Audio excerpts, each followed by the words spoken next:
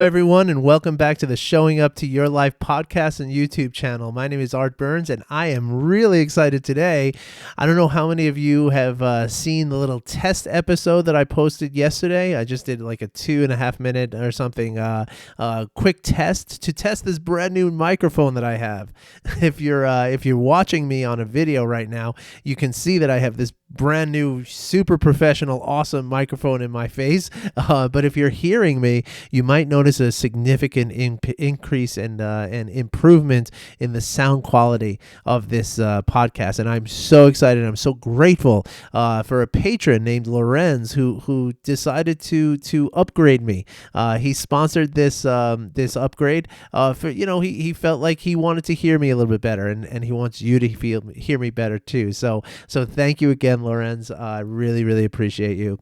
And by the way, if any of you are interested in becoming a patron, I'm planning very shortly to start rolling out some special opportunities for some of my patrons. And so, perhaps like a monthly meetup or, question and answer kind of thing. So if some of these concepts that I'm talking to you in these episodes here, maybe there's something specific that you want to learn about or to apply to your life, well, this could be a perfect opportunity. It'd be like a little coaching session. So I'm still kind of in the, gestation phase of these ideas. But if you're interested in becoming a patron, it's super easy.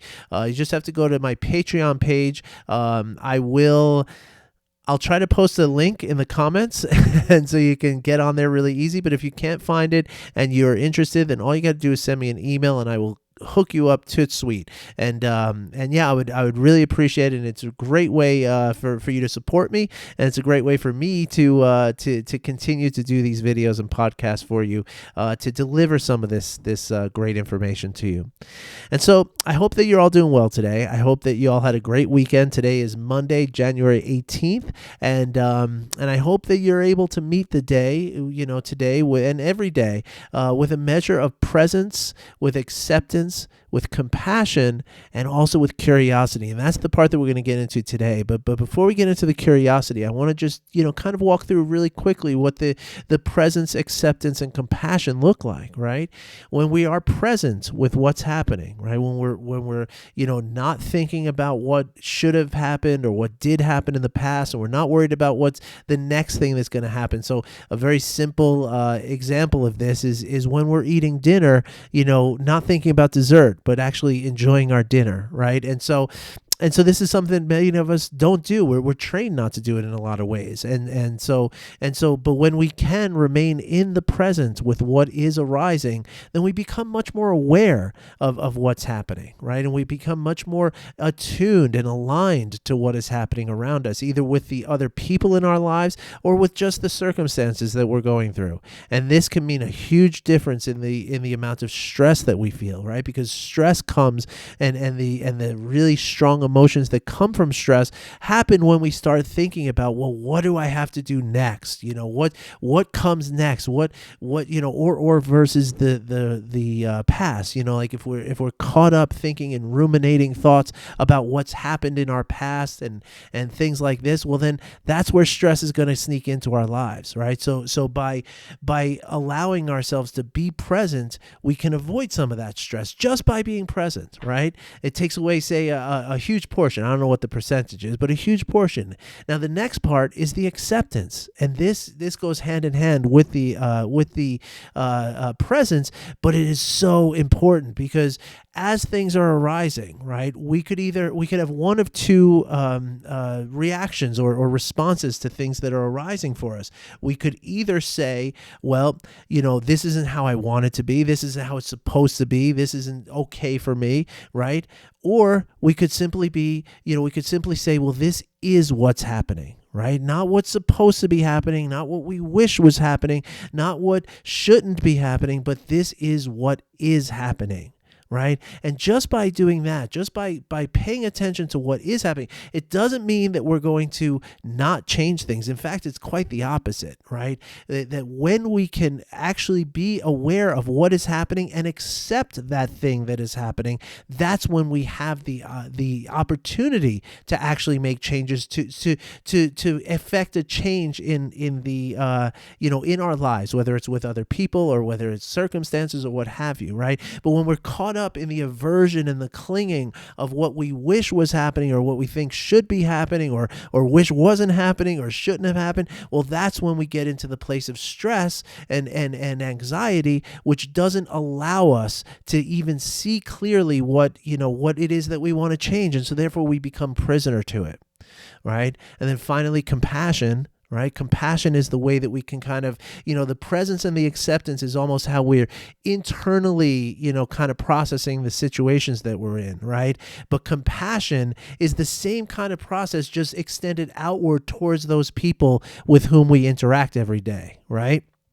So many times, the things that people do, the things that people say, the things that people don't do and don't say, these become real triggers for us, right? In the same way, right? In the same way as the clinging and the aversion to the circumstances in our lives, we can have the same exact, reality and concept with the people in our lives. Right. And so when we can allow ourselves to operate with compassion for those around us, well, then that again, that's another stressor that is removed from our lives.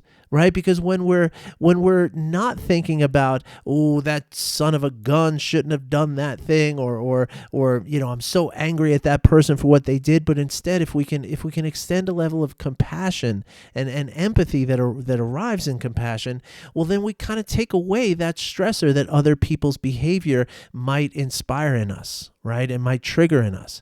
And when we do that, that's allowing ourselves to be well. Right. And that's the key here, folks. We're trying to increase our own well-being. Right. Because and even though that might sound, even a little selfish in ways. Right. Like it's not, all about me. Right. And we don't want to be selfish, of course. We want to be generous. Right. But that's the thing. Right. Working on ourselves and creating an environment and a condition in which we can be well and we can be aligned with who it is we really are and what it is that we're really doing here in this world. Well, then we have the capacity to now give of ourselves to others, right? If we don't do that, then we don't have that ability.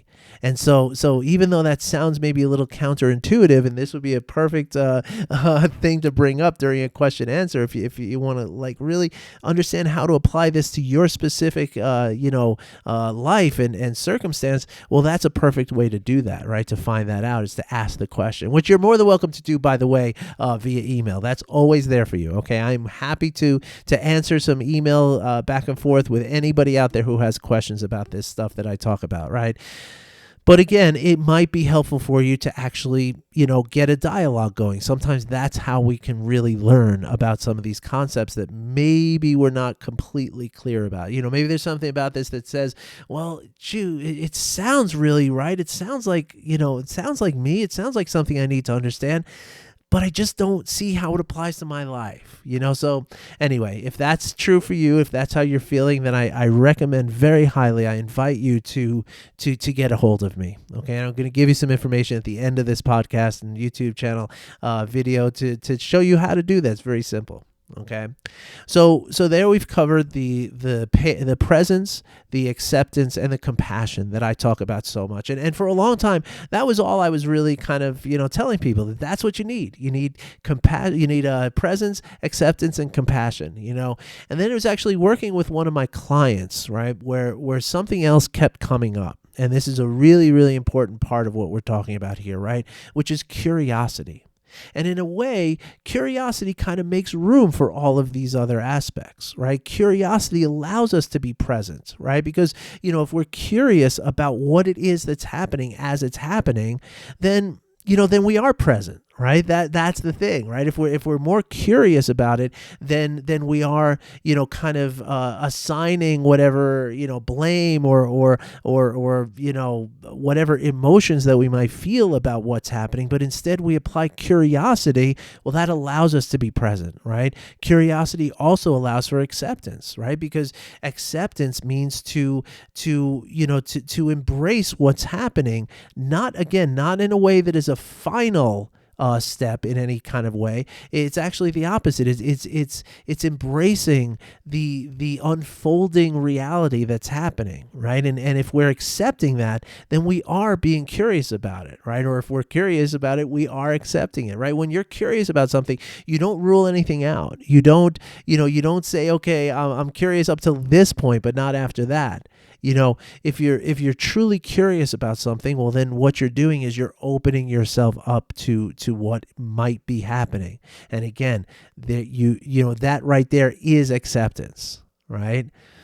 And then finally, curiosity also allows for compassion, right? Because when we can be curious about another person's motivation for what they might say or what they might be doing or how they might be hurting us, right? If we can be curious, even in the face of somebody doing something that hurts us, well, then that is compassion, right? Because again, as we as we yearn to learn about this, right, which is curiosity. I want to know more about this. What we automatically do when we want to learn more about something is we put aside our own personal feelings or desires or hopes or worries or regrets. We put that aside for a few moments and we just dwell in the search for the understanding, right? The seeking for understanding. And that's what curiosity is, right? So again, that is why curiosity is such a huge part of this podcast here and this episode and this work that we do here in general, right? And I did a podcast about this not too long ago. I'm aware of that, in which I came up with a term that I said, "Too curious to be furious," right? And so the idea of that, right, is again, like, you can't be angry in the face of the seeking of knowledge. Right? Like, those two things are completely antithetical to one another. Right. And so this brings me to a concept that we talk about a lot in mindfulness practices, right? Which is the concept of the beginner's mind. Right. Now, I don't know how much I got into this the last time I talked about this, and I truly apologize if I'm repeating myself here, but this is a really important aspect of what we're talking about, and I think it's worth hearing again if you've heard it already. And maybe I'm saying it in a little different way today than I did last time, or maybe there's something about what I'm going to say today that lands differently, and maybe the two episodes together can make can form a very important part of your knowledge here, right? And so what we talk about with the beginner's mind, right? So just think about any time that you're starting something, right? Like, just whatever it could be, right? Whether you're starting, learning how to do a podcast, or you're starting a new project at work, or you're starting, that's not really applicable. It's really starting to learn something new, right? Anytime you're doing something for the first time, that you're learning something brand new, right? Curiosity gets built into that, right? And when we're learning something new, we don't bring into that any presupposed understandings of anything, right? We come into it as a blank slate, right? We come into it saying to ourselves and saying to everyone else, like, I don't know anything about this, so I want to learn. And what that allows us to do also is to keep a level of acceptance, right? Because we're not sitting here thinking like, well, I know better than you. No. I want to know from you. So I'm going to accept the fact that I don't know what I don't know about this. I don't know anything about this. And so therefore, I want you to tell me, right? I want to learn about this. Now, that is very, very intuitive and very, reflexive when we're doing something new, right? If you're learning to play a musical instrument for the first time, or you're learning to, ride a bike, or whatever it is, like that it comes built into those kind of endeavors, right? But what I'm saying now is that we could carry that same concept, and we could carry that same essence of curiosity, of that beginner's mind, we could carry that into everything we do, every single day, every single thing we're doing. Right? Even when we're, pouring cereal in a bowl with milk for the umpteenth time in our lives that we're doing that. I mean, some of us have been doing that for 50 years. I've been pouring cereal into a bowl. There's nothing for me to learn about pouring cereal in a bowl, right? But if I can approach that moment with the same level of curiosity, right? And I can, again, obviously pouring cereal in a bowl, there's not much to learn about that, right? But there's so many other things, right? A conversation with your spouse, right? How many times have you had a conversation with your spouse about, taking the garbage out, right? Whatever it is, right? It seems like something that's happened so many times that there's absolutely nothing for you to learn about it, right? But is there? And how do we know, right? How do we know that there's nothing to learn from that? Right? Unless we approach it with that beginner's mind, right? And this is something else that's very counterintuitive for us overall, right? If you think about our whole society, right? But certainly our lives as children growing into adolescence who grow into adulthood, right? Our whole lives are based on knowledge, right? How much do we know about something? Right? That's what school is all about. That's what nursery rhymes and all the little books that we buy our little young toddlers and stuff. It's about understanding things. It's about coming to an understanding about the world on some level, right? Whether that's how a doorknob works or or it's about, reading literature, right? Or creative writing, right? That's our whole system is based on this kind of quest for knowledge of how to do things, right? And how to understand things, right? So therefore it's very, very counterintuitive to bring this beginner's mind to what we're doing. Right. And this is something that comes up with people with whom I work all the time. Right. That I try to remind everybody. And this is why the curiosity part has become such a big part of my work here, is because, when you start getting this stuff, right, after you've practiced, heartfulness and mindfulness and compassion practices and kindfulness, after whatever we want to call it, right, after we've practiced this for a few weeks, we start getting a little good at it and we start coming to understandings about it. Right. And the minute we have those understandings, now all of a sudden we're kind of blocking off other avenues, right? And we're kind of confining ourselves, right? Which is why it becomes very, very important, or very, very valuable, I should say, to continue with the curiosity and the creative and the beginner's mind, right? The kind of telling ourselves that I don't know about this, right? And allowing for that, right? So many times, and again, this comes from the schooling that we go through, right? If you show that you don't know enough about a certain subject, what happens? You get that big red F on your report card, right? Or on the test score. And if you might have to go to summer school, you might even have to repeat the grade, right? And that goes all the way through college, right? Like if you don't pass a course, in order for you to get the credit for that course, you must take it again, right? So there's a penalty to a lack of knowledge, right? Which makes it all the more tricky and sticky for this stuff, right? Because if we're basing our whole experience on what we know and how important it is to know, and again, that makes it hard to then be curious and even to be humble enough to admit that we don't know everything there is to know about this thing, right? And so many times in my life, I can remember, like not asking questions about things that I didn't know. And I did that because I was afraid of being seen as some kind of failure, being seen as somebody who didn't do the work or doesn't understand what's happening and stuff like that, right? Like who didn't, come to this understanding, right? Pardon me. And so that's why it's ultra important to embrace this concept of the beginner's mind, right? Because again, it is just so counterintuitive to the way that we grow up and the way that our whole reward system is structured, right? And so there's a really good kind of an interesting sort of method in which we can kind of explore this beginner's mind, right? And pardon me, I'm realizing all of a sudden that if I if I have a cough, a little tickle in my throat, which I feel kind of trying to form right now, it's going to sound a lot louder with this new microphone. So I'm going to be very careful now not to do that. um, so so anyway, in anything that we can possibly know, right? Anything. Right, whether it's how to play a guitar, it's how to walk, it's how to eat, anything, right? Any possible thing that we could possibly know, right? Or learn, you might say. There are three spheres of knowledge, right? And I'm sure that I mentioned this in the last time I talked about the curiosity in the beginner's mind. The first sphere of knowledge is what we know.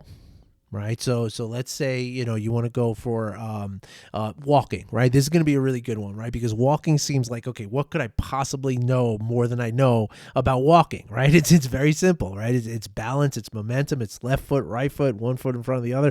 It's the most simple thing that we do. That's why it's one of the first things that we learn how to do as human beings. Right. And one of the first things is not like automatic. Right. That we have to actually figure out. Right. And yes, it is that basic, but there is a complexity to it. So what you know about walking is what you've learned. Like, you know that if you stand up and you have your balance and you put your right foot in front of your left foot and then you put your left foot in front of your right foot after that and you repeat that process, you will walk across the floor, right? And you know that if you do that very quickly, you'll get there faster, right? Like those are very basic, essential pieces of knowledge about walking, right?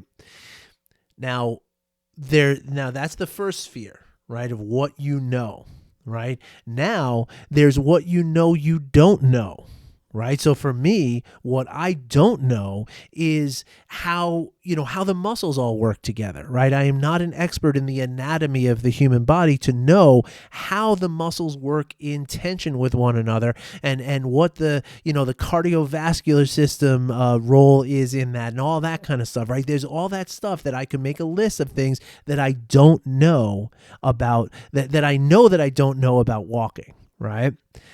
But now here's the thing. Right? That you have that sphere of what you know, you have the sphere of what you don't know.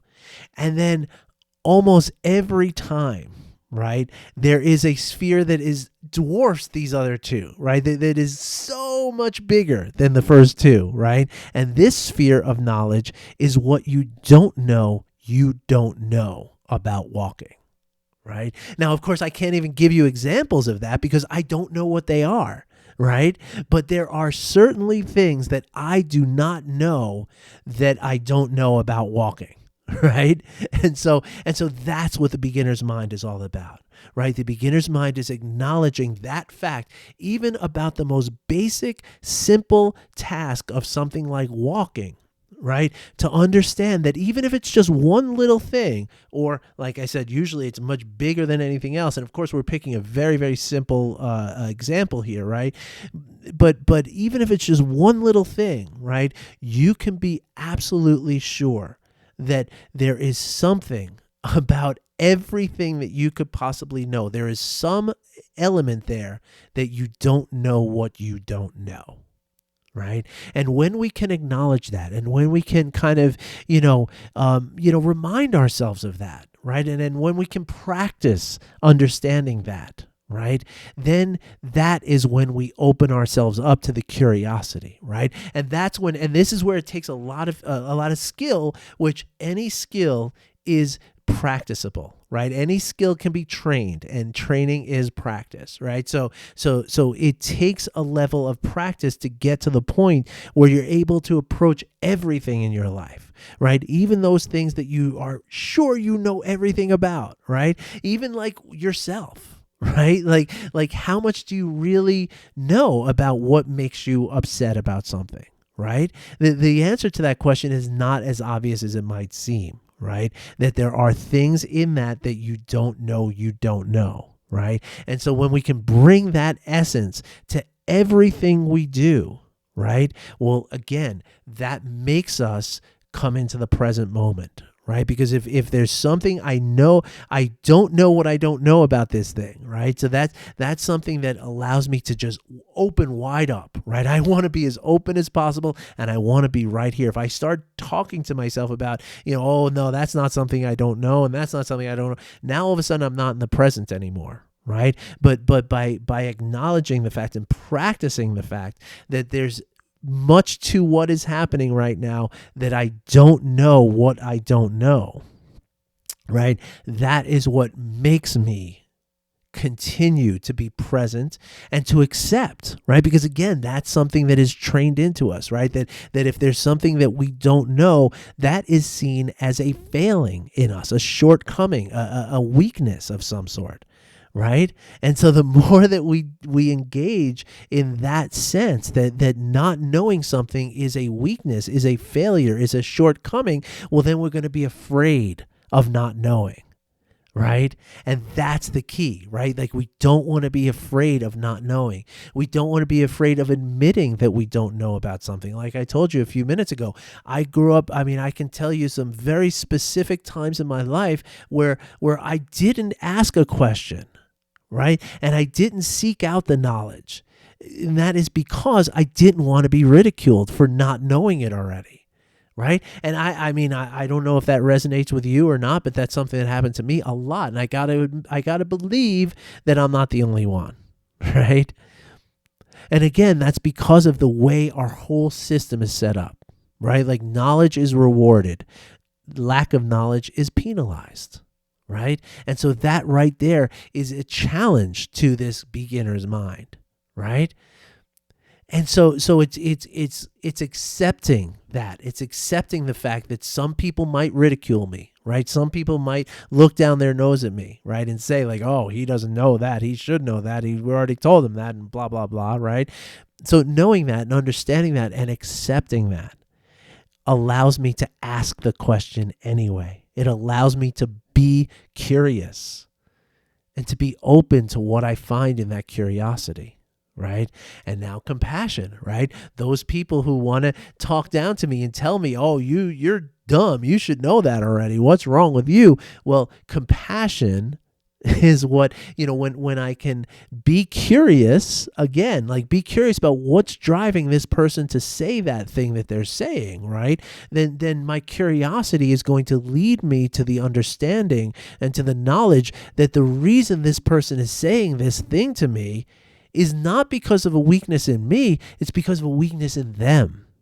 It's because of a pain or a suffering on some level that they are experiencing.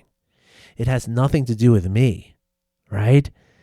And so when I can accept that, when I can embrace that, right, that's when I can really, move past it, right? Because that's what the thing is, that becomes a wall, right? When we become afraid of asking questions because of what somebody else might say to us, well, then that keeps us in this wall, right? It prevents us from moving forward and from exploring and from figuring things out.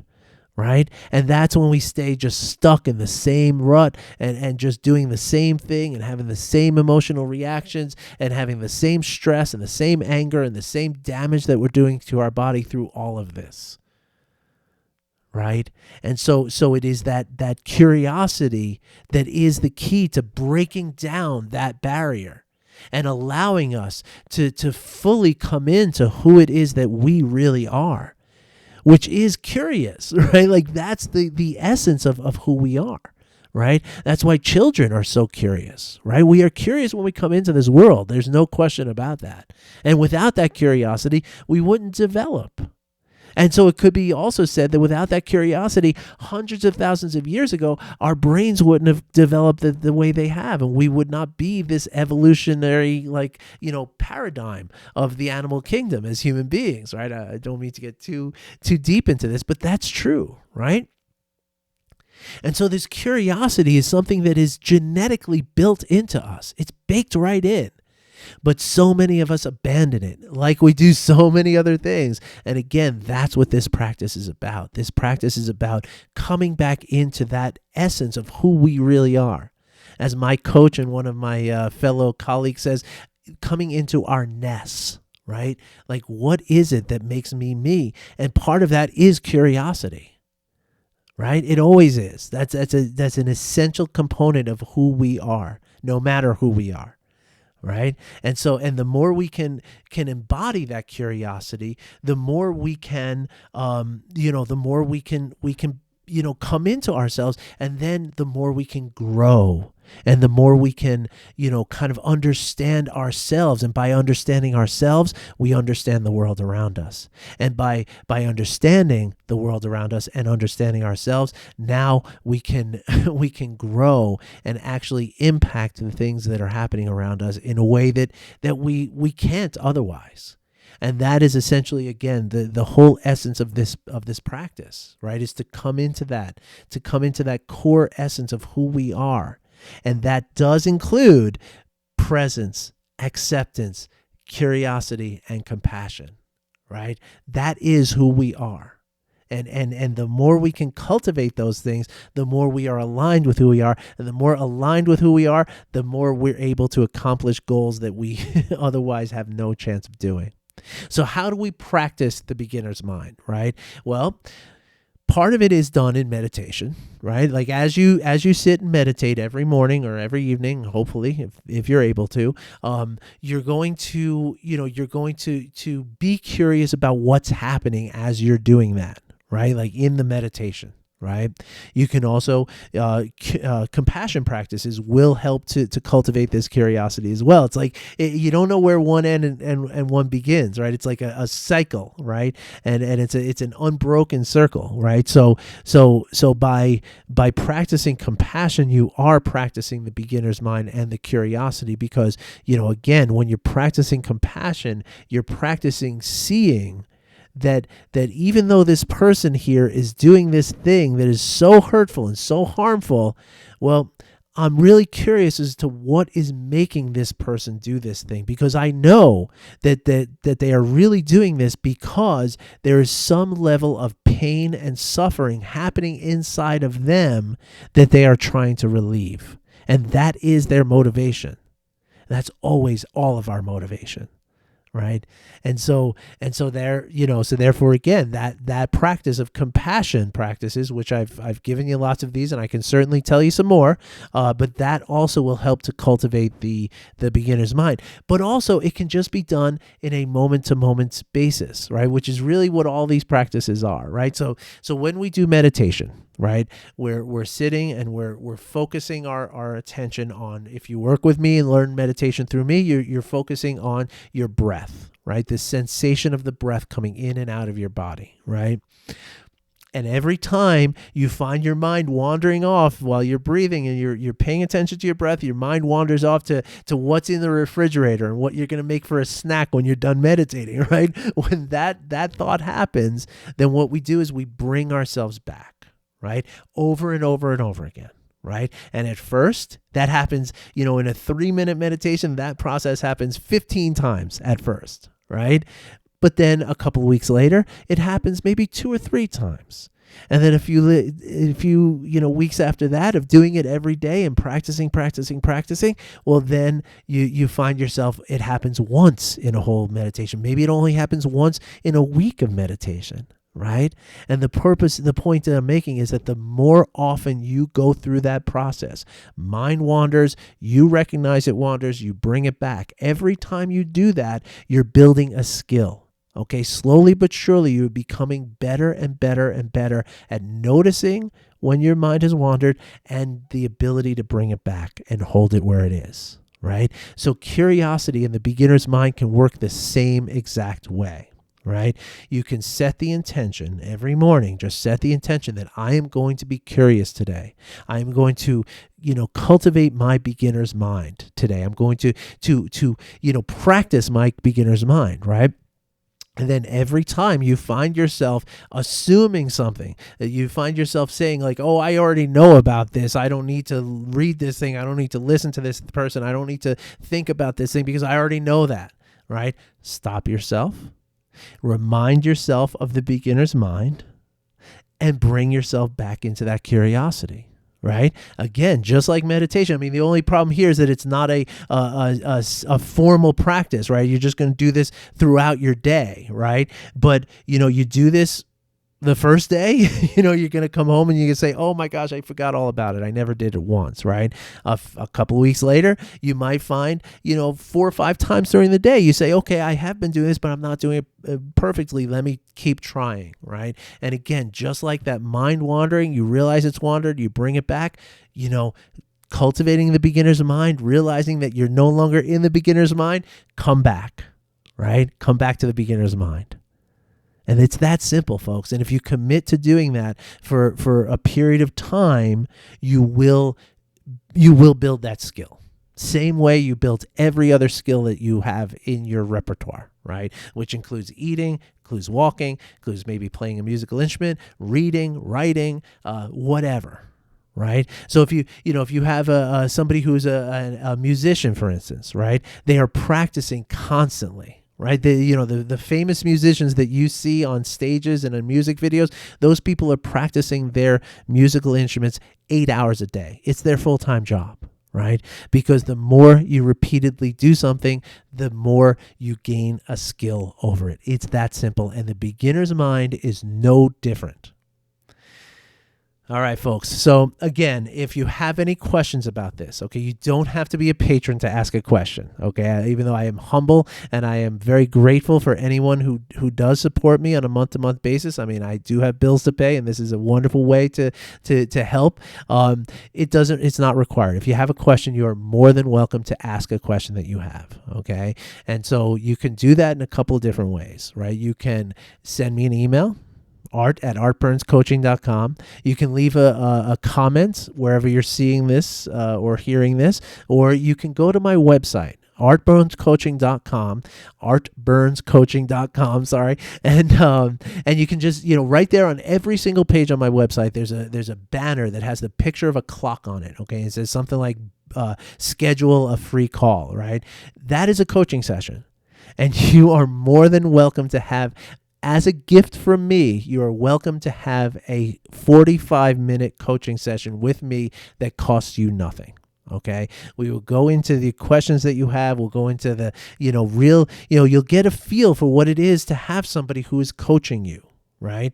And if you like it, then we talk about going forward. If you don't like it for whatever reason, that's cool. And we'll part ways, and you'll continue to listen to the podcast or watch the YouTube videos, and nothing changes outside of that.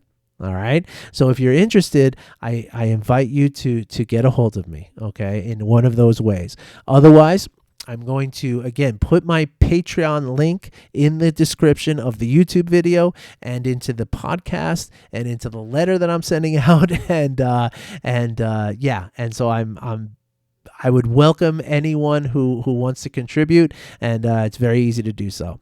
So once again, thank you for listening. Thank you for being here. I hope it's been hard for me this particular episode because I'm recording on a different device, and I've got this microphone in my face, so it's hard to not be distracted. So pardon me if I was a little jumpy today. I'll get better because I will continue to practice.